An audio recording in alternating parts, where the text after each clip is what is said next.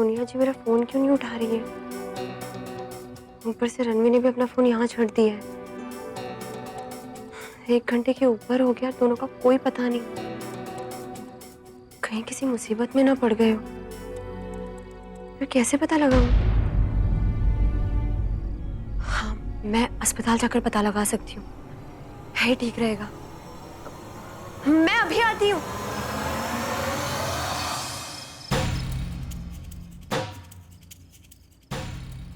जी, वो सोनिया डॉक्टरनी जो यहाँ आई थी, वो कहाँ है इस वक्त? वो तो इस वक्त अस्पताल में नहीं है। वो दिन की ड्यूटी में थी। दोपहर को ही वो चली गई। उसके बाद वापस नहीं लौटी। क्या आपको पूरा यकीन है? जी।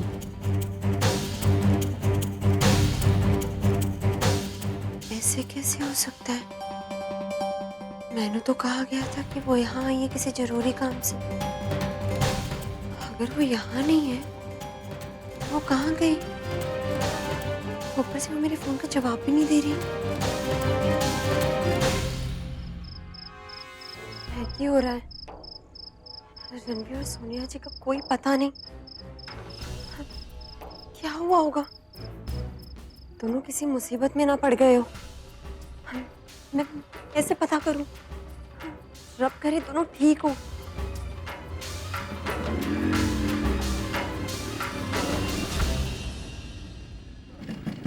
जित, जित तू यहाँ क्या कर रही है? अकेले सड़क पे कैसे घूम रही है तू? सब ठीक है ना? अरे ऐसा सवाल तो मैंने तुम दोनों को पूछना चाहिए। मैं घंटों से इंतजार कर रही थी। कहाँ थे तुम दोनों? जन हम तो कुंचन, मुझे माफ कर देना। वो क्या है ना, मेरी वजह से थोड़ा कंफ्यूजन क्रिएट हो गया। वो इमरजेंसी आ गई थी, इसलिए हमें फौरन भागना पड़ा। लेकिन मैं तो अभी अभी अस्पताल से आई हूँ। आप लोग तो नहीं थे वहाँ। हम अस्पताल में थोड़ी थे गुंजन, हम तो मरीज के घर पे थे ना। लेकिन आपकी नौकरानी ने कहा था कि आप लोग अस्पताल जा रहे हो। कुंजन, वो गलती से ना मेरे मुंह से अस्पताल निकल गया होगा। क्या तुम भी एक शब्द को लेके बैठ गई? अब इमरजेंसी आ गई थी, इसलिए हमें फौरन जाना पड़ा। तो हड़बड़ाहट में मैंने मेड को घर की बजाय अस्पताल बोल दिया। वो एक मरीज ना प्रेग्नेंट थी, तो उसे दर्द हो रहा था, तो उसे लगा कहीं वो बच्चे को जन्म ना दे दे। पर अब सब ठीक है। हम लोगों का ना खाना इंतजार कर रहा होगा। मैंने अपने हाथों से तुम दोनों के लिए बनाया है। इससे पहले वो खराब हो, हम जाके उसमें टूट पड़ते हैं, ठीक है? आप दोनों चलो, मैं भी साथ साथ बाइक लेके आना।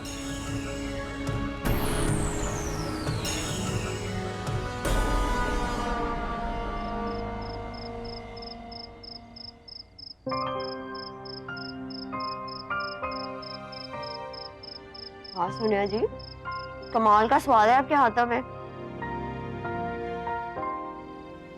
बहुत ही बढ़िया खाना बनाया आपने। और गुलाब जामुन भी। जब जी ने सारे के सारे गुण भर भर के दिए हैं आपने। सब कुछ दिया है। बहुत ही नसीब वाली हैं आप। सब कुछ नहीं दिया गुंजन। मेरा मतलब है, मुझे गाना गाना नहीं आता। सुर ताल के बारे में कुछ पता ही नहीं है। अब हर कोई रणवी की तरह बढ़िया थोड़ी ना गा सकता है। ऐसा कुछ नहीं है सोनिया जी, मैं कोई बड़ा गायक नहीं हूँ। बस थोड़ा बहुत शौक है तो गुनगुना लेता हूँ। हर बड़ा स्टार यही कहता है। वैसे एक बार बताओ गुंजन, रणवी ने तुम्हारा दिल गाना गा के जीता या तुम्हारी लव स्टोरी की शुरुआत परिवारों ने की? हमारी कहानी ने सुलझी हुई नहीं रही है सोनिया जी। कुछ वो किताबों में लिखी होती है और फिल्मों की कहानी होती है ना, बिल्कुल वैसी। तो सुनाओ ना मुझे भी ये कहानी, मैं भी सुनना चाहती हूँ।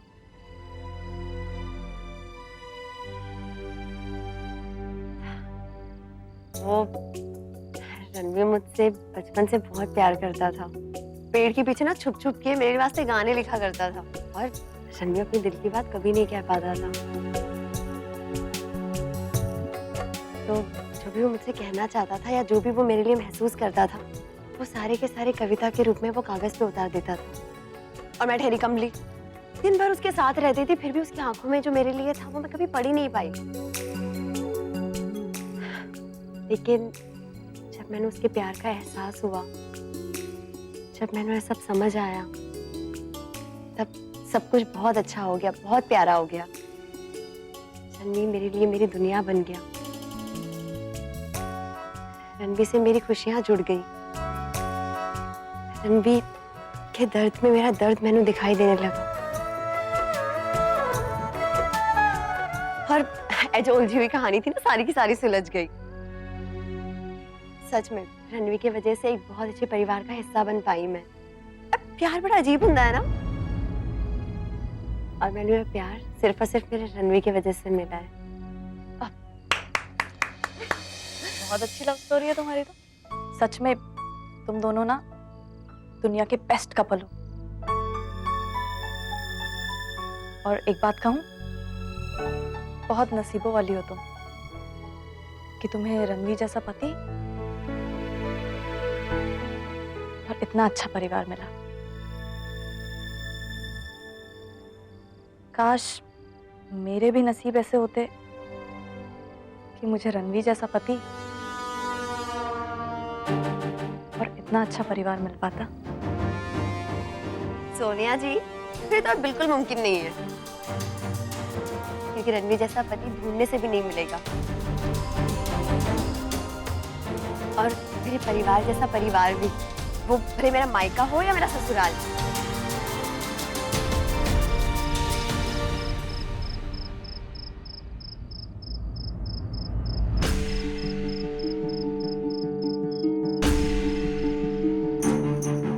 जितने दिन जी सकती है जी ले अपना नसीब, क्योंकि ये ज्यादा दिन तेरा साथ नहीं देने वाला है गुंजन।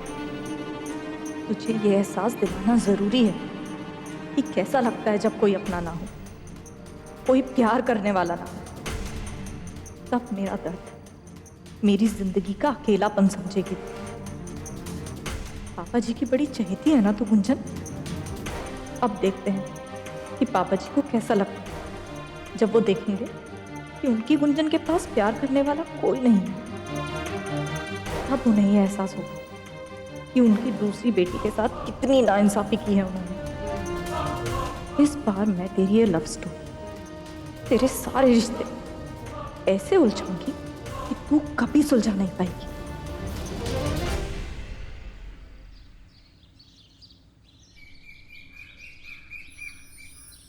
जानती हैं, मैंने तो अभी भी यकीन नहीं आ रहा कि हमें एक ऐसे किसान से कुछ सीखने का मौका मिल रहा है जो विदेश में बैठकर हिंदुस्तान का नाम रोशन कर रहे हैं।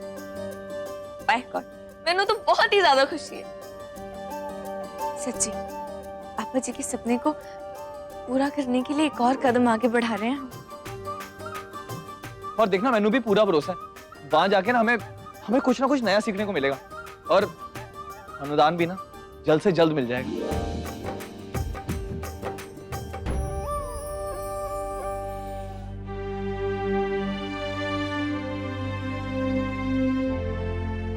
सत श्री अकाल प्राजी। सत श्री अकाल। आप यहाँ? ये तुम्हारे लिए। है बाजी। और ये उन 5 गानों का चेक है जिसके लिए तुम्हें साइन किया गया है, और जिसकी रिकॉर्डिंग तुम्हें दिल्ली में जल्दी शुरू करनी है।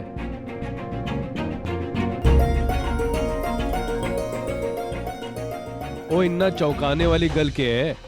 ओ यारा, तेरी आवाज में ऐसा जादू है रणवी कि मेरी कंपनी के सारे लोग जट से इंप्रेस हो गए।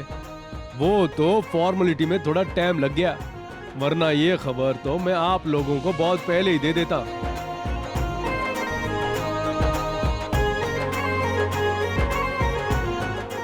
ये ले रणवी।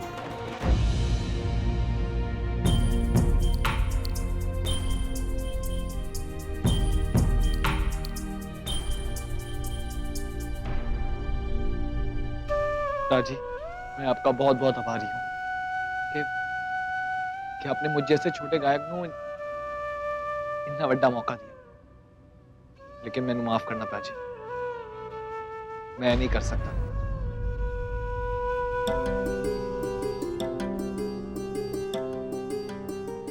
मैंने अगले हफ्ते किसी काम से विदेश जाना है। वो कैसे पागलों वाली बात कर रहा है काके? ये मौका इंसान की लाइफ में एक बार आता है, एक बार, और उस मौके को तू अपने हाथों से ऐसे कैसे जाने दे सकता है? अपनी खुशी के इतने करीब आके पीछे कैसे हट सकता है? क्या तू अपना काम आगे नहीं खिसका सकता है? या तुम्हारा काम कोई दूसरा नहीं कर सकता है?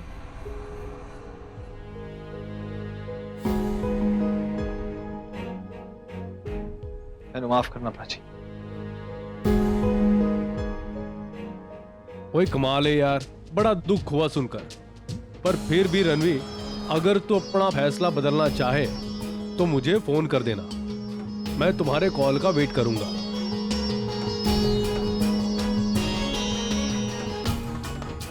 सत श्री अकाल।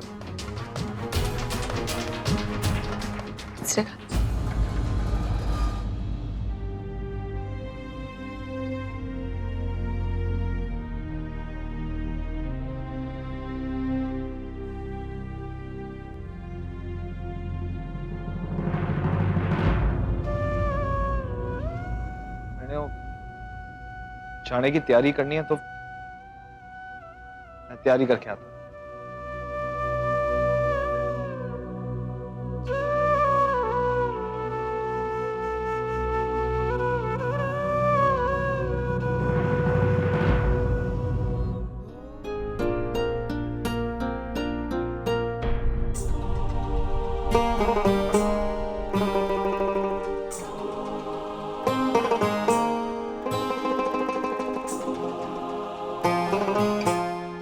रणवीर,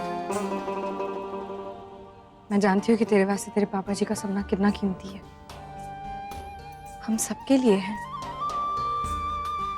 और ये भी जानती हूँ कि कैसे तूने अपनी खुशियों को हमेशा उनके सपने के नीचे रखा है। लेकिन आज रणवीर, तेरी बेटी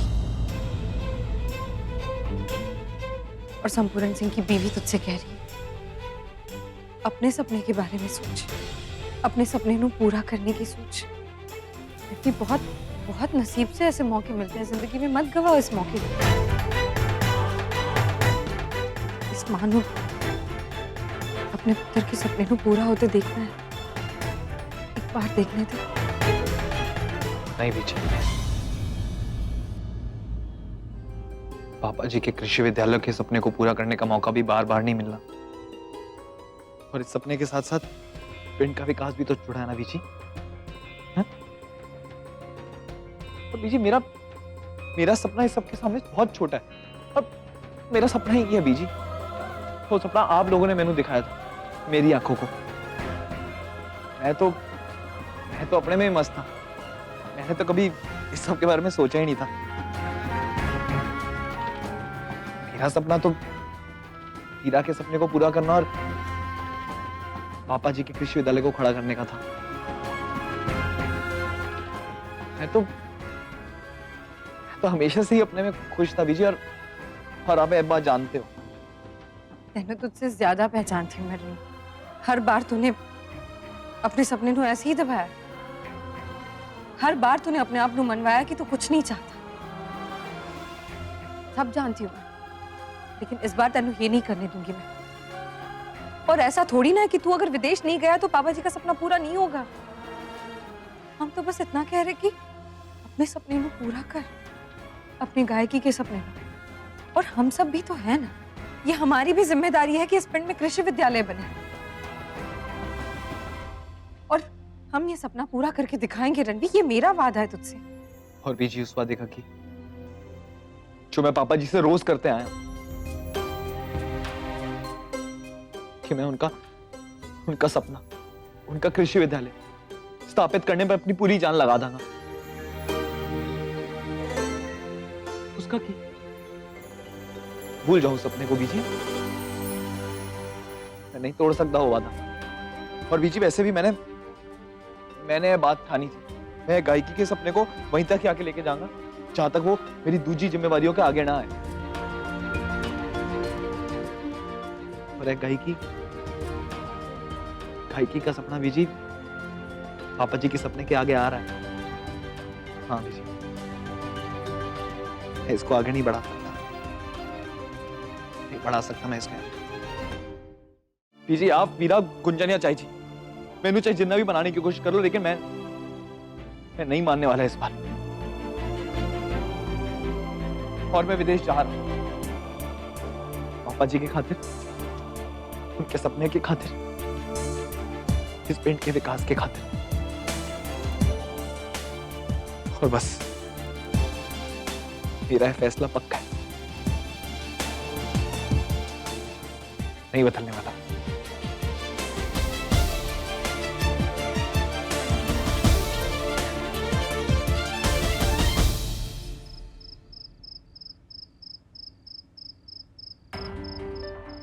दीदी मेरा ना थोड़ा सामान ज्यादा हो रहा है, वहां ले जाने के लिए मैंने एक बक्सा और चाहिए होगा।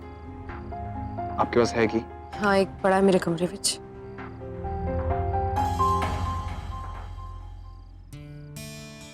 सत श्री अकाल। अरे सोनिया, तुम? माफ कीजिए, मैं ऐसे बिना बताए आ गई, लेकिन सरपंच जी मुझे आपसे ना अस्पताल के बारे में कुछ बहुत जरूरी बात करनी थी। हाँ हाँ सोनिया, करो ना, इसमें सोचने वाली कौन सी बात है? जी वो अस्पताल में ना बच्चों का जो वार्ड है वो बहुत ही बेरंगा और बहुत ही पुराना है, तो मैं सोच रही थी उनकी मरम्मत करवा दें। कमरे फ्रेश और रंगीन होंगे तो बच्चों को भी अच्छा लगेगा। बस इसी की अनुमति लेने आपके पास आई थी। अरे हाँ हाँ, ये तो बहुत अच्छी बात है, बहुत अच्छा सोचा है तुमने। मैं एक काम करती हूँ, कल ही पंचों से बात कर लेती हूँ और लिखित कागज भी तैयार करवा लेती हूँ। जी। और जो भी खर्चा होगा ना, उसका प्रबंध भी पंचायत करेगी। जी शुक्रिया, बस यही कहना था। अब मैं चलती हूँ। अरे ऐसे ही हमारे घर में अगर मेहमान खाने के वक्त आता है तो बिना खाना खिलाए हम उन्हें भेजते नहीं है। आ जाओ, एक रोटी तो खा लो। नहीं, मैं फिर कभी आऊंगी। ओए कुड़िए, तेरे को हमारे घर के खाने का स्वाद पसंद नहीं है क्या? देख, नहीं खाएगी ना तो जबरदस्ती हाथ पकड़ के बिठा दूंगी। चल खा ले। सोनिया बैठो ना। एक पुत्र थाली लगा दे। हाँ बीजी।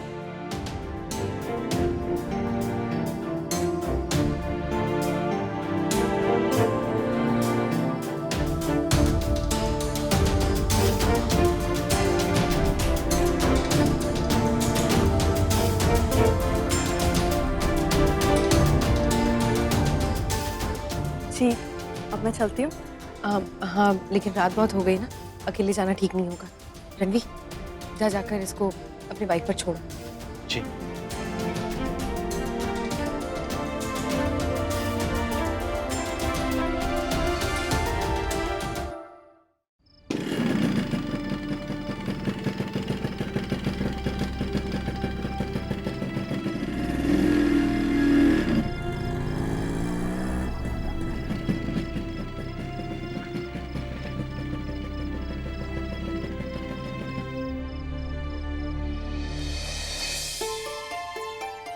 रणवी, इतने कम दिनों में ही ना परिवार जैसे लगने लगे हैं आप सब। और तुम लोगों से मिलती हो ना तो ऐसा लगता है मेरी भी फिक्र करने वाला कोई है, वरना पहले लगता था कि मेरे होने या ना होने से किसी को कोई फर्क ही नहीं पड़ता। अकेला महसूस नहीं करती हूँ अब। और गुंजन जैसी इतनी अच्छी दोस्त भी तो बन गई है। सब कुछ कितना आसान हो गया है। और अच्छी बात तो ये हुई कि आप लोगों ने मुझे पिंड के अस्पताल में काम करने का मौका दिया, और उससे भी अच्छी बात कि मैं आप लोगों से जुड़ी। उसके लिए शुक्रिया। अरे सोनिया जी, आप तो हमें शर्मिंदा कर रही हैं। शुक्रिया आपको हमें नहीं, बल्कि हमें आपको कहना चाहिए। जब से आप इस पिंड में आई हैं तब से पिंड के सारे बच्चों को वक्त पे इलाज मिल रहा है। सोनिया जी, इसलिए बहुत बहुत शुक्रिया। अरे आप ये मत कीजिए, जैसे किसान का काम खेत में खेती करना होता है, वैसे एक डॉक्टर का काम इलाज करना होता है। और मुझे तो ये काम बहुत अच्छा लगता है। वैसे मेरा पिंड में आने का एक्चुअल मकसद ये था कि मैं शहर जैसी सुविधाएं ना पिंड में भी ला सकूं, और सिर्फ इसी पिंड में नहीं, हर पिंड में, ताकि लोगों को शहर ना जाना पड़े, उनकी थोड़ी तकलीफें कम हो पाए।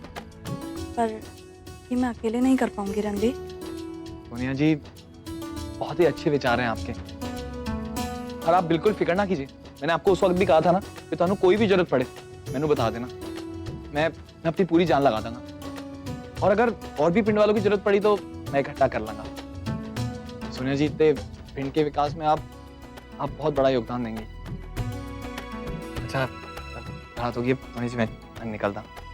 जी।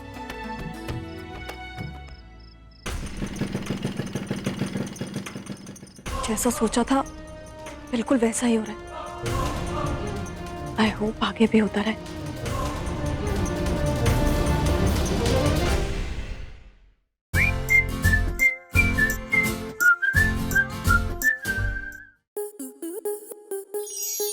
स्टार प्लस के ऐसे ही और बेहतरीन लम्हे देखने के लिए सब्सक्राइब करें हमारे YouTube चैनल को।